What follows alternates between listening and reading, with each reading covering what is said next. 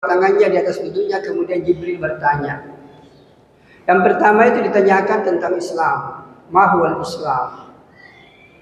Yang kedua yang ditanyakan mahwal iman, apa itu iman.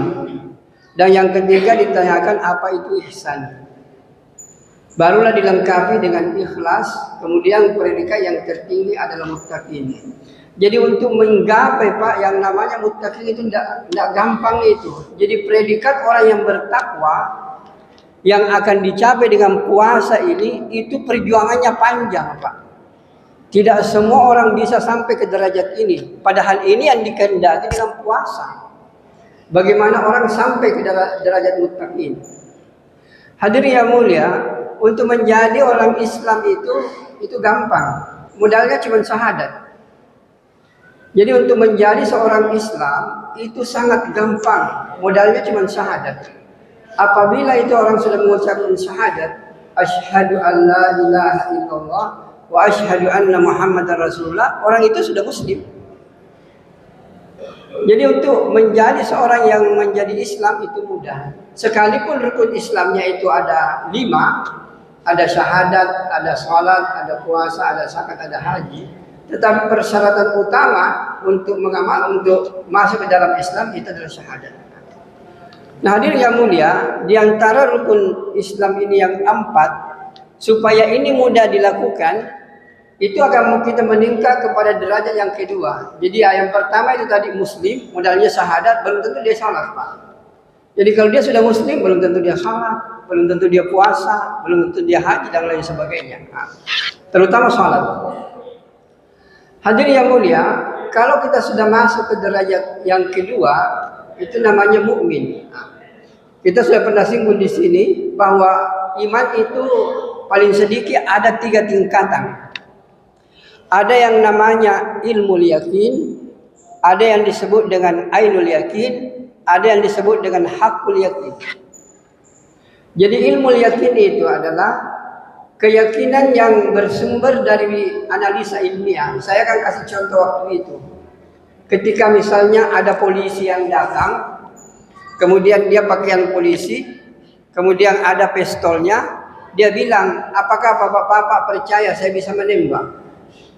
Karena analisa ilmiah kita ini polisi, dididik untuk menembak, dia sudah pakai pistol dan seragamnya sudah polisi.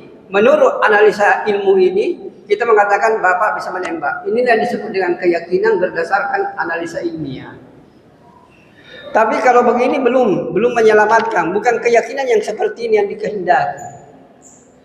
Kemudian yang kedua, ada yang namanya ainul yakin, keyakinan yang bersumber dari panca indera, terutama penglihatan. Taruhlah tadi polisi itu katakan, bapak yakin berdasarkan pengetahuan bapak bahwa saya dididik, saya sang polisi, sudah ada pistol saya. Sekarang begini saja, ini baterai 5, kau letakkan di depan saya 15 meter, dia ambil dia punya pistol Pak, 5 kali dia tembak, jatuh semuanya.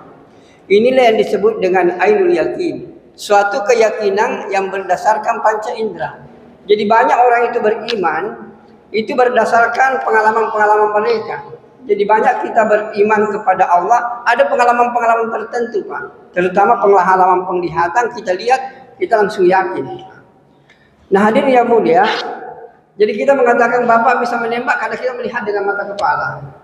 Yang kita inginkan itu adalah iman hakul yakin, supaya ada keimanan, kita tidak ragu terhadap iman itu. Bagaimana caranya?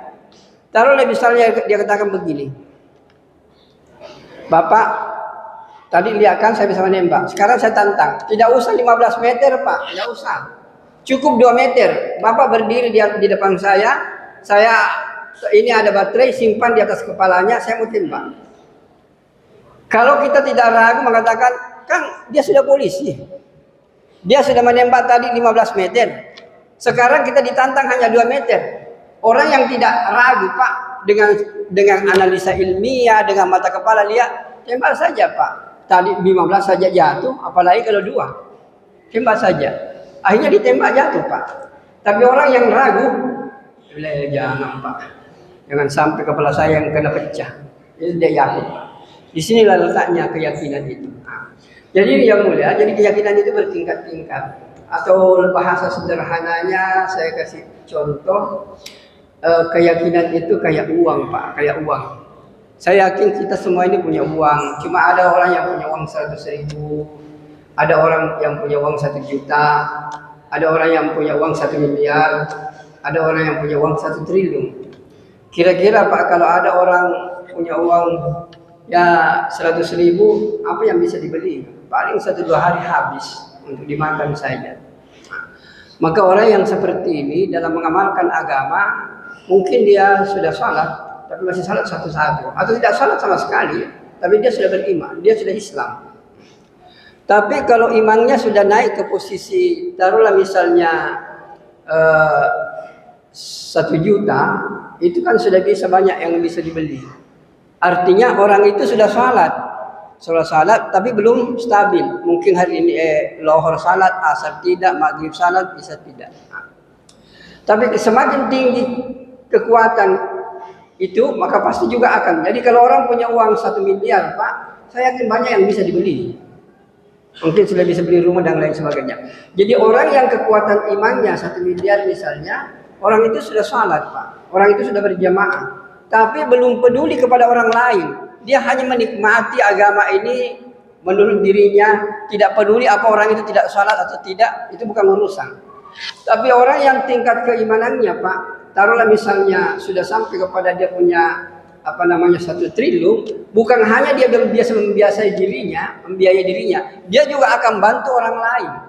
Begitulah orang yang tingkat keimanannya luar biasa, maka dia sibuk untuk mengamalkan agama, salat dilakukan, puasa dikerjakan, tapi dia juga berpikir bagaimana orang lain juga bisa salat, bagaimana orang lain juga bisa puasa.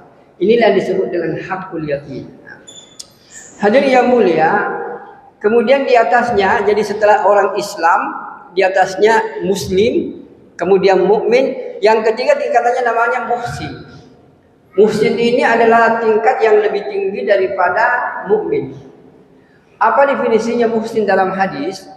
Nabi katakan, anta abudallaha ka'annaka tarahu fa in lam takun tarahu fa innahu yaraka. Artinya kalau engkau beribadah kepada Allah, melaksanakan perintah Allah, itu seakan-akan kita melihat Allah. Coba perhatikan bahasa hadis, seakan-akan kita melihat Allah. Dan kalau kau tidak mampu, maka Anda harus yakin bahwa Allah melihat kita. Paling sedikit kita berada di sini Pak. Kita berada dalam posisi apapun yang kita kerjakan itu dilihat oleh Allah. Kalau orang bekerja Pak di satu perusahaan, kemudian dia tahu bahwa bosnya melihat, pimpinannya melihat, saya yakin dan percaya pekerjaan itu akan dikerjakan dengan sempurna. Semua keterampilan yang dimiliki dia akan lakukan. Kenapa? Karena dia tahu pimpinannya melihat. Maka hadirin yang dimuliakan oleh Allah Subhanahu wa taala, inilah tingkatan yang ketiga Pak. Di atasnya ini lebih tinggi lagi, namanya tingkat mukhlisin. Jadi pertama tadi muslim, kemudian mukmin, kemudian muhsin, yang ketiga ini adalah mukhlisin, orang ikhlas.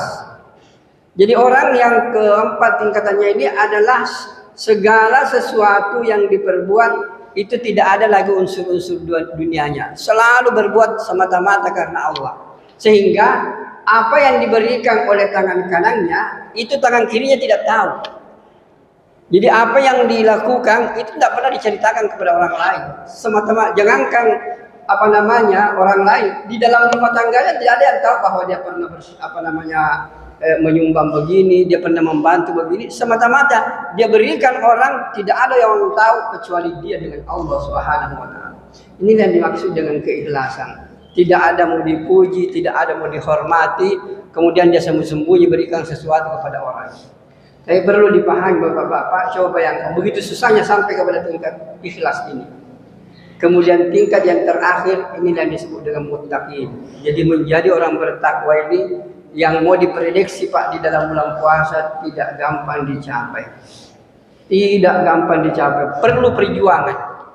Hadirin yang mulia, Bapak bisa lihat, karena saya tidak tahu puasa Pak. Kalau puasa tidak bisa dideteksi, karena Bapak-bapak rahasia semua. Orang bisa masuk kamar kemudian minum, kita tidak tahu. Orang dengan puasa ini agak susah. Makanya puasa ini tidak ada yang bisa membalasnya, hanya Allah. Karena Allah tahu di mana kau berada. Karena orang tidak bisa tahu, Pak. Mungkin dekat kita duduk bersama, orang di sini tidak tahu bahwa kita puasa. Tapi kalau salat kan kelihatan orang ini salat. Orang baca Quran ini kelihatan. Orang ini membantu orang lain kelihatan. Tapi puasa nggak ada yang lihat, Pak. Duduk kita begini, kita tidak tahu yang di sebelah kita puasa atau tidak. Maka puasa ini derajatnya luar biasa tingginya, Pak. Inilah yang mau dicapai dengan predikat yang tertinggi itu, adalah predikat muttaqin.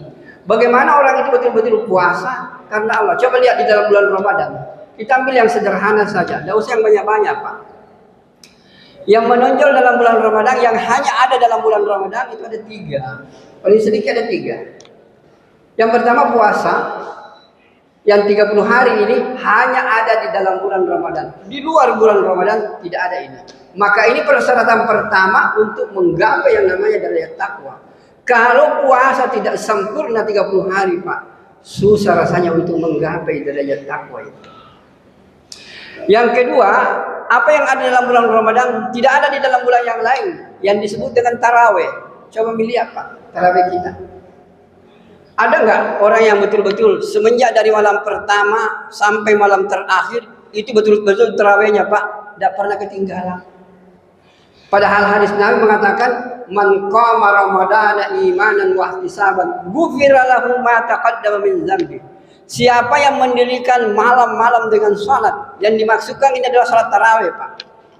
Cuma memang hadirin yang mulia, saya ingin menjelaskan sebenarnya tarawih itu, Pak, kalau menurut hadis Nabi itu sebenarnya 20. Di zaman Nabi nggak ada tarawih, Pak, itu yang kalau tidak 20. Dan tarawih yang 8 itu hanya ada di Indonesia. Bapak ke Malaysia 20, Bapak ke Brunei 20, Bapak ke Thailand 20, di Mekah saja 20, di Madinah bahkan 36. Jadi Allahu Akbar, saya tidak tahu dulu waktu saya masih kecil, Pak. Di seluruh kampung itu masih 20. Tapi semakin ke belakang, kenapa? Sekarang taruh jadi 8 dan ini sudah marah di mana-mana. Hadirin yang mulia, mari kita lihat kalau Bapak meyakinkan. Ketika Umar radhiyallahu anhu mengadakan tarawih berjamaah, karena dulu tarawih itu, Pak, tidak dilakukan berjamaah. Nabi itu tarawih sendiri-sendiri, sahabat salat, Nabi salat dan lain sebagainya. Nanti Umar yang menjadikan tarawih ini sebagai berjamaah. Dulu di zaman Nabi tidak berjamaah. Nabi salat tarawih sendiri, sahabat tarawih sendiri. Nah, ketika Umar memimpin menjadi khalifah, maka melihat ini tidak cocok ini. Sahabat di sana salat, di sini salat. Akhirnya dia putuskan musyawarah. Bagaimana kalau salat tarawih ini dilakukan dengan berjamaah? Hadirin yang dimuliakan oleh Allah Subhanahu wa taala, diputuskanlah bahwa tarawih ini dilakukan dengan berjamaah. Itu di zaman Umar, khalifah kedua. Hadirin yang dimuliakan oleh Allah Subhanahu wa taala, waktu dilakukan itu tarawih, Pak, yang dilakukan adalah Umar adalah salat tarawih yang 20. Tidak seorang pun sahabat yang menentangnya. Padahal sahabat yang besar masih ada semuanya, kecuali Abu Bakar. Ali masih ada, Umar masih ada, Talha masih ada. Semua sahabat besar masih ada. Dan Umar tetapkan 20 dan semua sahabat tidak satu pun yang menentang. Dan ini menunjukkan bahwa ketika Nabi tarwi pada waktu masa hidupnya dan sahabat itu adalah 20. Dan inilah yang dilestarikan. Namun karena perkembangan kita tahu memang orang-orang semakin di belakang ini semakin maunya sederhana, tetapi dia mau menggapai yang namanya yang banyak.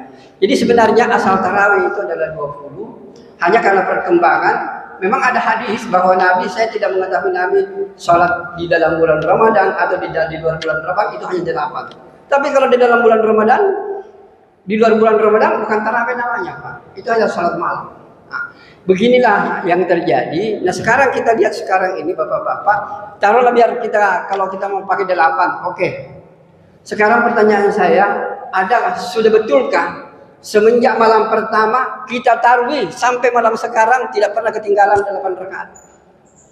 Isya kita lakukan berjamaah, kemudian tarawih kita lakukan berjamaah, witir kita lakukan berjamaah. Kira-kira dari malam pertama sampai malam terakhir apa kita lakukan? Ini berat, kelihatannya sederhana, Pak. untuk mencapai derajat muttaqin itu perjuangannya berat.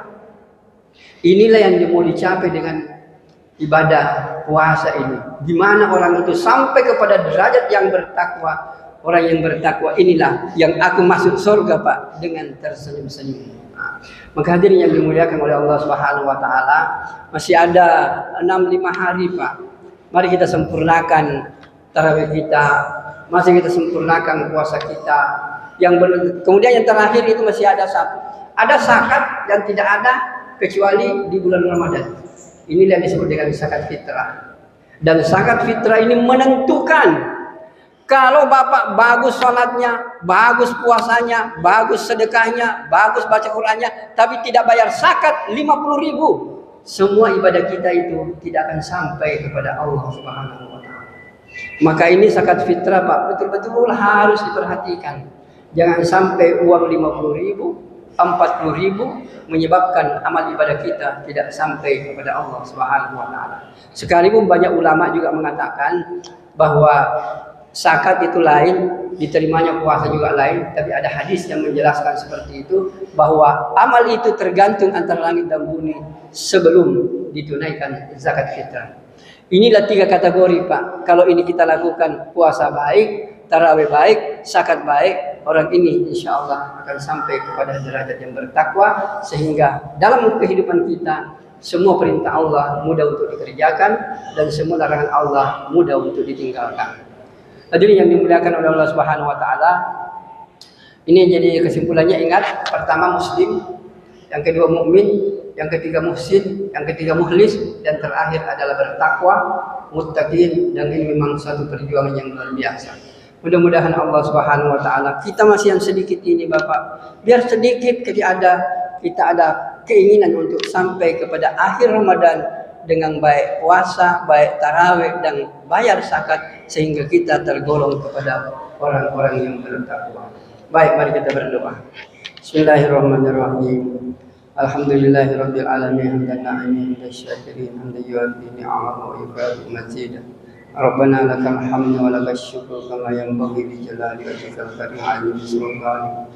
Allahumma hdina wa hdina wa hdina jami'a waj'alna sababan liman ihtada. Allahumma hdina ya Allah ila siratikal mustaqim. Ya awalal awalin, ya akhiral akhirin, ya dzal quwwatil matin, ya rahimal masakin, ya arhamar rahim. Allahumma ighfir lana dzunubana wa kaffir 'anna sayyi'atina wa tawaffana ma'al abrar. Rabbana atina fid dunya hasanah wa fil akhirati hasanah wa qina 'adzaban nar. Subhana rabbika rabbil 'izzati amma yasifun. Wassalamun alal mursalin. Walhamdulillahi rabbil alamin. Al-Fatihah.